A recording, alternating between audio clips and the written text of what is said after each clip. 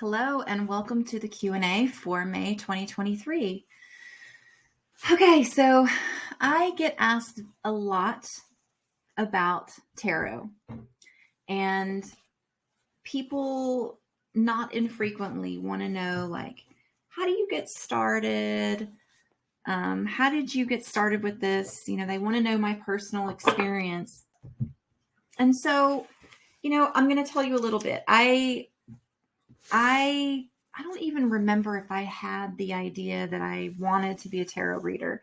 I just wanted to have a particular, like a practice, and the cards were what I was drawn to. I knew it was something that I would do every day, and so I did.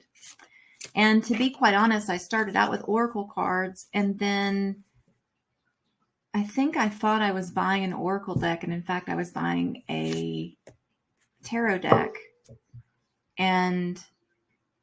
But they weren't marketed that way. They were marketed like as an emotional suit, a physical suit, I don't remember, an intellectual suit or a mental suit, and then a spiritual suit or something. And it was like one day I was like, oh, this is tarot. They didn't have the major arcana. It only had the minor, but I did stick with it and I learned quite a bit, and then I wanted to get into tarot. So for those of you who don't know, the major arcana, just going to give you a few examples. Here's a few. Man, I love these cards so much. That's good enough. The major arcana are, this is some examples: the moon, the fool. It's the first card of the deck always, the fool. Temperance is another one. So these are the ones that they're numbered. I think there's 21 in the major arcana. Is that right? But they're not part of a suit. These are part of a suit. See how they're numbered? There's five pentacles, 5 cups. What is this? The 8 of swords. So basically ace through king of all 4 suits are the minor arcana, and the major arcana are the ones that are like the world, the sun, the moon, the star. We have the death card. We have the hermit. We have temperance, the fool, the magician, the high priestess, the emperor, the empress. Those are all part of the major arcana. And so they carry a little bit of weight, different kind of weight than the minor. Anyhow, got off on a tangent there. That's not unusual. I began to learn on that deck. And once I figured out that I was kind of digging it, I decided that I wanted to get a tarot deck. Now, this is not easy. A lot of people say that you need to be given your first deck. Nah, I don't necessarily agree with that. I think that might have been true at some point, and maybe it's still true. Maybe it's more awesome if you are gifted your first deck. But, I didn't know anybody in my life that knew anything about tarot. I had, my teacher did, but that was it. Who was going to give it to me? And so I just started buying, I bought a couple of inexpensive decks. I wasn't super drawn to them, and then I was gifted this deck, and this is the UUSI. I think they're called Otherworld Pagan deck. And as soon as I was gifted this deck, I fell absolutely in love with it. It resonated for me, and I began to use them exclusively. They go in and out of print, and every time they come back into print, I buy another deck because I'm kind of scared that I'm going to be 80 and not have one. Like, I want to use this deck of cards for the rest of my life. Sometimes I will pull in, and this is how a lot of readers are. They find their deck and they stick to it. Sometimes I'll pull in a different deck. Like this morning when I was doing my cards, I used a different deck just for funsies, and it was great. But I'm not going to use it tomorrow. I'm going to go back to using the normal deck that I use. So once you find a deck that you like, most of us stick to our deck. We use that for our lifetime. Now, what to look for in a card deck? If you're learning, if you already know tarot, it's a different thing. But if you're learning, it is imperative. There are thousands of different kinds of decks out there, and some of them are beautiful. Okay. I have a few decks that are absolutely an artist's dream, but they're not really good for learning tarot. And still, if I use those beautiful decks, I'll see, like, I'll have to read it and go, oh, that's the Empress, or oh, that's the Nine of Swords. And then, and I've only been doing it for 6 years or so. So it's not like I've been doing it for a lifetime. And maybe by the time, I'm in my 60s, this will be different. But for now, if I draw like the Eight of Swords, I have to go in my mind and go back and call up what the Eight of Swords looks like in my deck, and then interpret. It's a lot of mental work. So when you're looking for a deck, you want to look for a deck that within the art contains the meaning. Okay. So like I have a botanical deck that has different plants, and it's great. It's like some beautiful artist who knows tarot took the meaning of the card and knew, because probably an intuitive thing, they probably were able to see a botanical that carries the same vibration, but I don't know botanicals that way. And so I'm not able to interpret it the same way that someone who knows botanicals might. And so what I mean is, let's see, this is a really good one. The Six of Swords.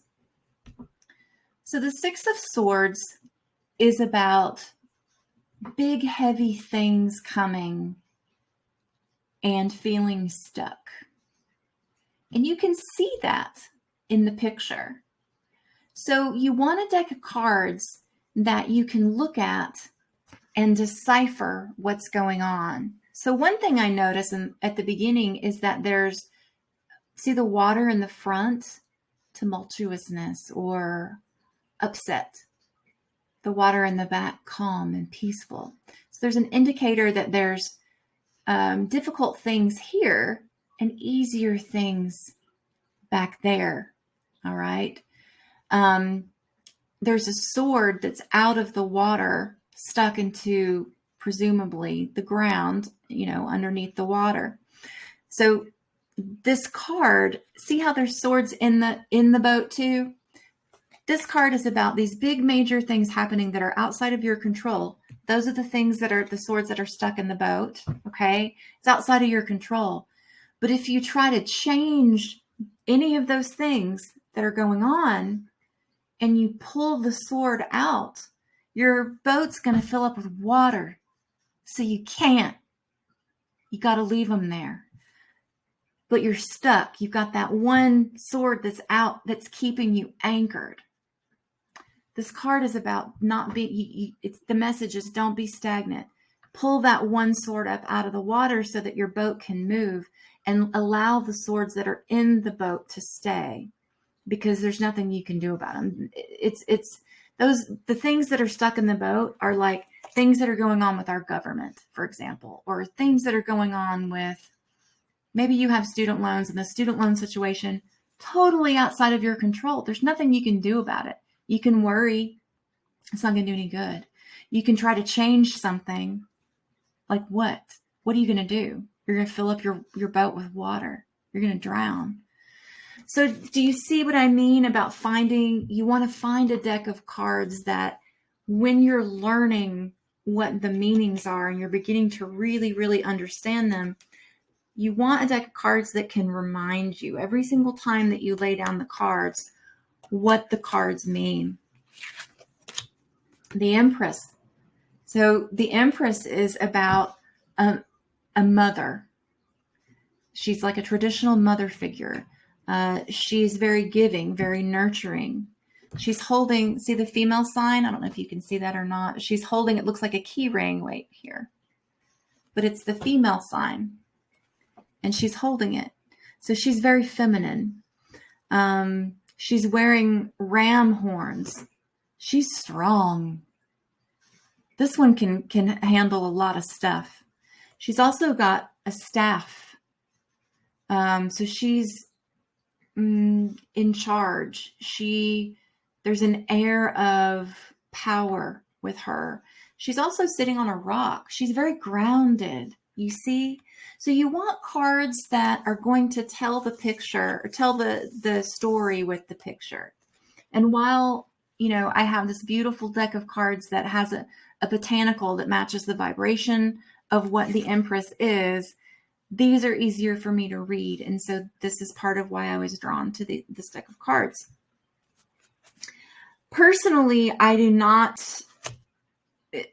don't agree with reading like the Rider-Waite way, or what's the other way? There are two big ways. I can't remember the other one. I read more that's more along the lines of the Rider-Waite way, but I don't necessarily agree that everyone should follow a particular way. I'm a big believer in, you draw the cards over and over and over and over and over, and this is gonna mean something different to me than it might be to you, and that's okay. It still carries the same vibration for both of us, but that might feel different to you than it does to me. And so the way you read it, I think we should have the freedom to be able to do that. And I think that's what makes card readers unique and great. Okay, so traditionally, you are asked to keep your cards in a special place. In theory, you're supposed to have them wrapped in silk. I think I don't have any. I do have some silk, but there's a specific crystal that I use when I'm channeling, and that is wrapped in silk, and I don't have any more silk. But I do have cotton, and I do think that whatever you wrap your cards in needs to be a natural material, cotton, wool, linen, silk, something like that. That's natural. I chose fabric that I already had in the house, and because I sew and I think it's beautiful and I love green. And so that's what it became. But I keep them wrapped up and then I put them in a bag. So your cards need to have their own special, it's like every time that I wrap up my cards, in so doing, I'm setting intent for how special they are. I'm showing them the cards that I know that they're special, and I take care of them and I value them. And so they have their own little special place and their own little special fabric and their own little special bag. And I think that's important. Some people have seen like the ones that I use out in my office, because I do readings for people sometimes when I have sessions, I keep a little bit of selenite in the bag because in between people, I want them to clear. But I don't do that for myself because I'm just usually reading for me in my own house. And another thing that I think is really important is connecting to your cards.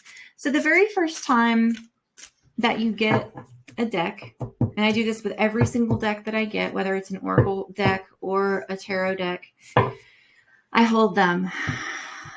And I say, I'm Angelyn Nicholson.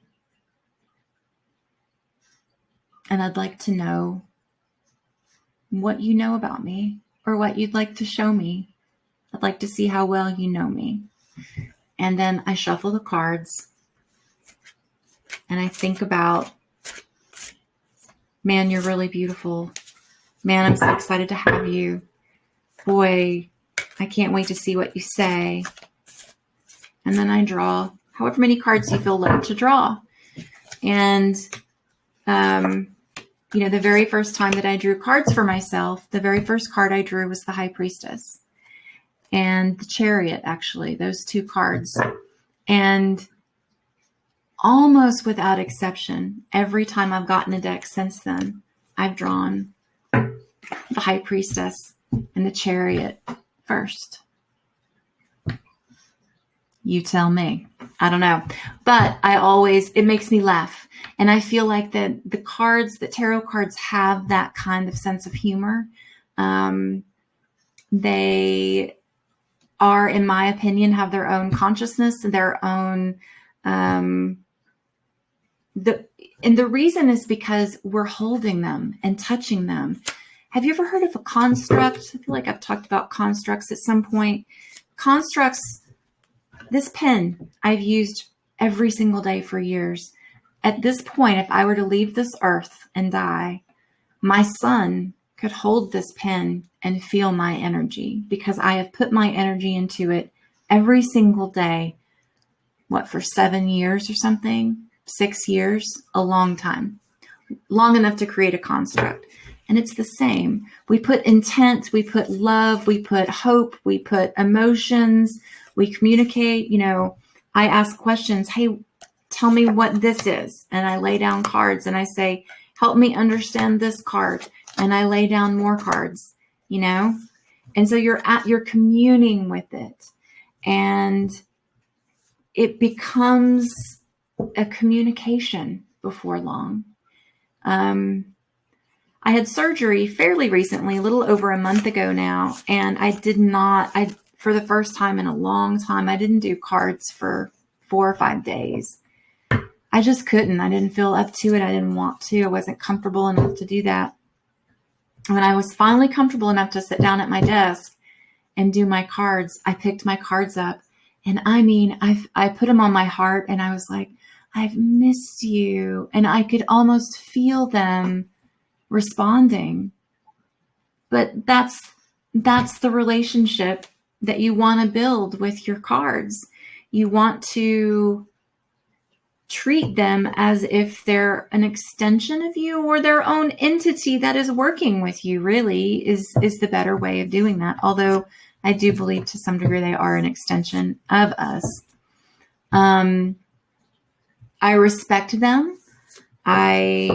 Sometimes if I'm asking a question and they're laying down things I don't understand, I'll say, are you over this? Do you want me to stop? And then, it'll be like, then you draw the sun, let's say.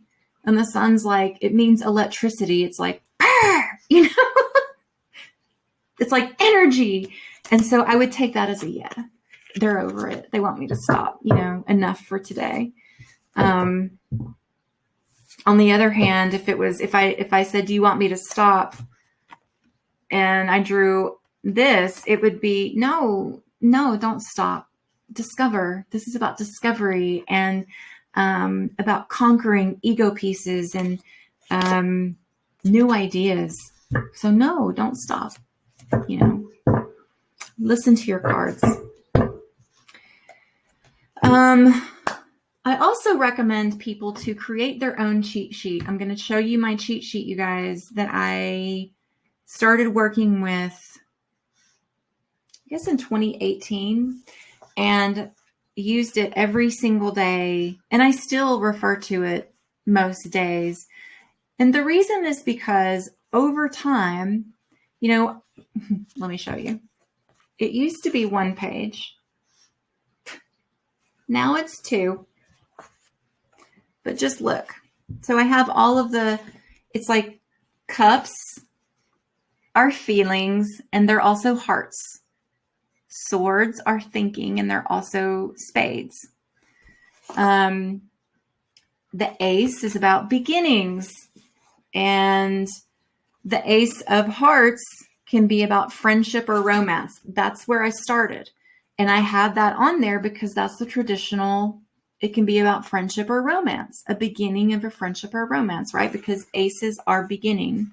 And then hearts or cups are friendship or romance. But over time, and you'll notice I've written a bunch of stuff there. That's because over time I've come to believe that there's also self-love. There's also a new depth and breadth. Like that's something that I've learned over time. And so I added it.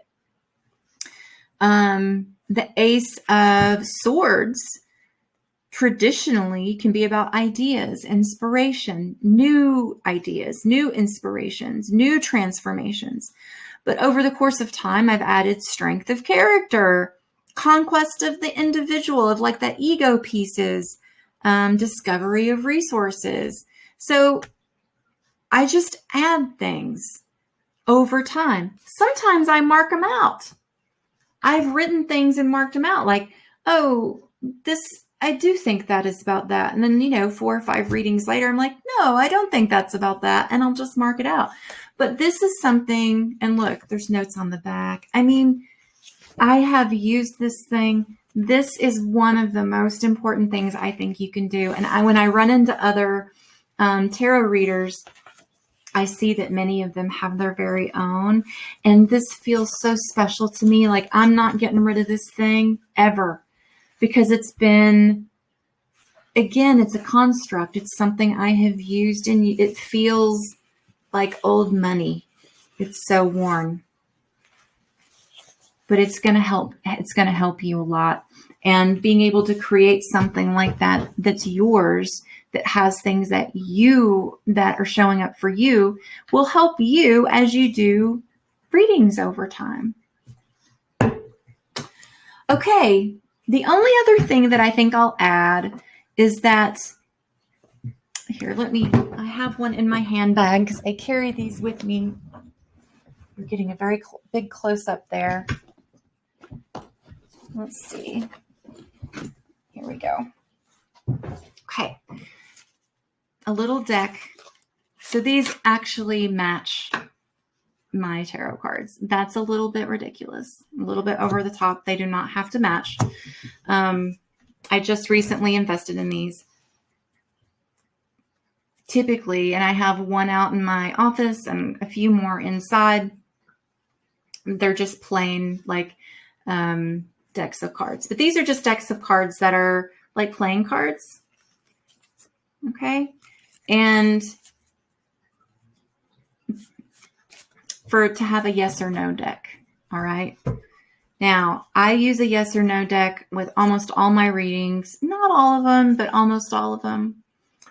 And I think it's important to have a regular deck of cards or like a traditional deck of cards to have a yes or no deck. And you want to use it the same way. So you want to connect with it for sure. I think it's less important that it's beautiful and that it really resonates with you, although all the decks I have are like outer space themed and, they all have like the cosmos or something like that. Dragons, I think was my first one, was dragons. But I will say that the $4.99 decks do wear out a lot more quickly than the $20 decks. I will say that. So feel free to spend $4.99, see if you like it, see if it connects with you. And then if you want to invest more like I did later, you can. Like I said, I've been doing this for 6-7 years, something like that. And I just now spent, I think these were $25 or $30, which is kind of a little bit like a lot, but they match, the art matches my tarot cards and I love them. And I'll use this deck for a long time. But the way you would use these is, so the first thing I do is, I'm Angelyn Nicholson. Show me that. So what that is I'm Angelyn Nicholson and that is true. Yes. That's a yes. Almost always yes for me is red. Okay. And then I say, are you willing to work with me today? Yes. Interestingly enough, this deck has not wanted to work with me lately. Okay. And so then what you do is you draw. So we're just going to pretend I'm drawing a couple cards. and I draw justice, and I draw the world. And so this could be, Lady Justice for me is often about like taking a stand, making way, and then she's facing the world.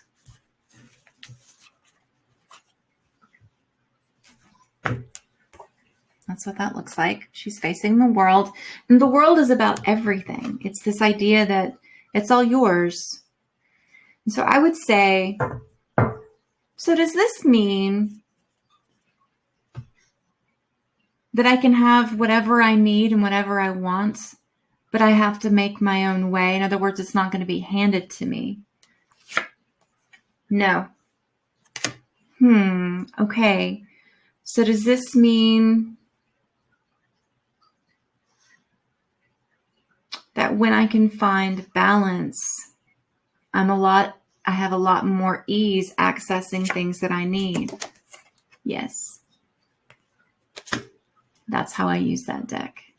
So I did a reading for a friend today, and I was just laying down cards and asking questions and turning over the yes or no's. And if I kept getting no, and it seems a little, it's like, what are you going to do? Get a bunch of no's in a row? The chances are, statistically, I'm here to tell you I've gotten 9 or 10 no's in a row. And 9 or 10 yeses in a row. Sometimes it defies all statistical odds. So I do recommend that you start out with your tarot. Once you feel like you can do it and feel comfortable, and maybe even while you're learning, get yourself a yes or no deck. Get yourself a small deck. I don't usually keep them wrapped up. I just usually keep them in their case because I like to carry these around and use them throughout the day if I need, because I feel like it helps me get closer to the cards. And I mean, I don't know what that sounds like. I don't know if that sounds crazy or not, but I feel like it helps me understand the cards, and the cards understand my vibration a little bit better. So I carry them around often in my handbag. And the last thing I'll say is, if you decide to learn tarot, if this is something that's really of interest to you, make sure that you use the cards. Make sure that you're using them every day. Make sure that when you have something come up in your life that you give yourself a reading. Just do it and write down what you think it means. Write it down. Yes, take 10 minutes, man. Take 5 minutes. I started out drawing 1 card a day, and that was so that I could learn what the cards were. What's my day gonna be today? Oh, I might have a little heartbreak today, but I'll survive it. And I would write down what the card was and write down what I thought it meant. And then the next morning when I was reading again for the next day, I would say, yeah, well, the day felt like this yesterday, and that was in alignment with my card. If it wasn't in alignment with my card, I would write, it didn't feel like it was in alignment. It felt more like I was surviving, not thriving. Okay, this is actually true. When I got to this card, the 3 of Swords, which is about heartbreak often, I started getting it whenever I was feeling like I was in survival mode.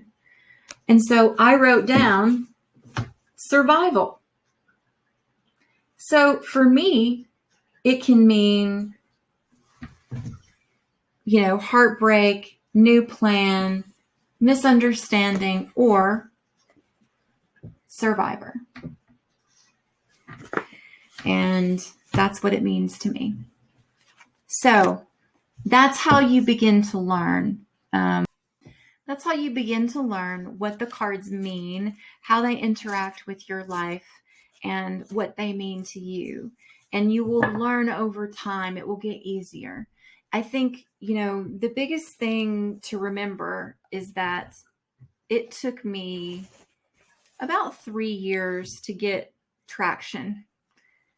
That's hard to hear for people who are really interested in this. On the other hand, I dated a man for a couple of years who became interested in tarot while we were dating. And I've never seen anything like this guy.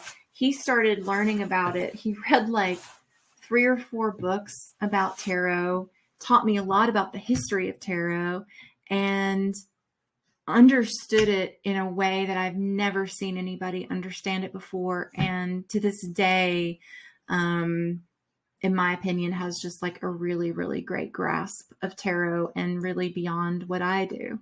So some people are just really gifted. You know, I worked and worked and worked and worked and worked to get the understanding that I have on tarot.